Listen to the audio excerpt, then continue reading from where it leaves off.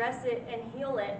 But when it's internal, we're taught, oh, take a medicine and don't feel it, and you have to stay on this your whole life. And so then you stay in those cycles, or you get off a cycle and it's still there just as deep as it was. And so it's my job to shine light on this and actually help you heal. So remember, pain is a signal of distress that something is wrong. Oh yeah. What about the knees?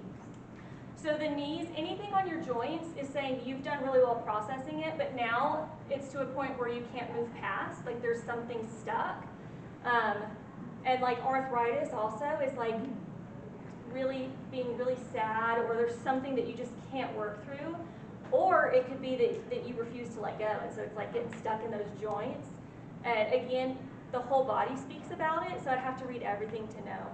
But the joints is where it's getting stuck. And you said grief is in the lungs? Grief is in the lungs and the heart, yeah. And that makes sense, because when you are sad, yeah. you are.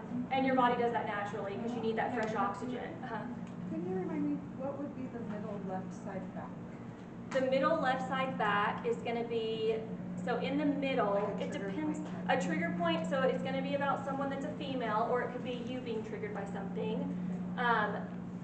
If it's a trigger point, if it's the more up that it is, they're further removed. So it could be a friend or a coworker.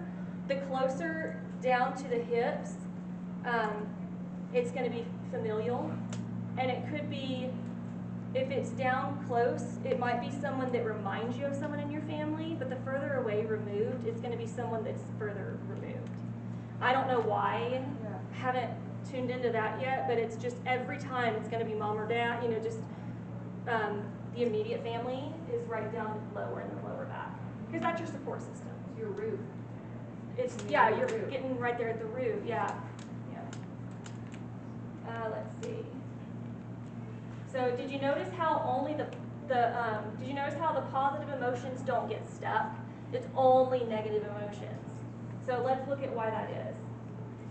The positive emotions are what govern us to your path and your destiny. By healing and addressing the negative, we stay within boundaries of our soul's journey by only staying in the positive. Now, positive doesn't mean that it's not going to be hard.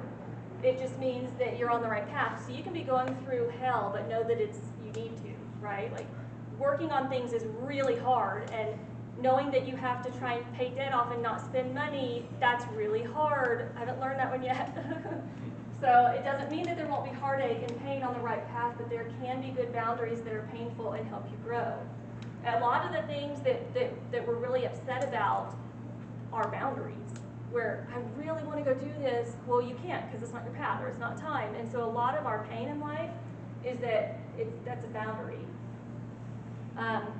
So this is how the brain processes threat and danger and affects our nervous system. So now we're looking at the inward, how this affects, like in the limbic system.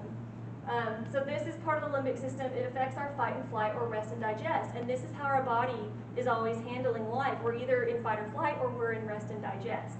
So my question is, why do we know the outer body will heal itself and the pain is a signal to address a problem, but when it comes to anything internal, we're told we have to spend all our money on costly surgeries and pills rather than teaching us how to hear the call of distress and help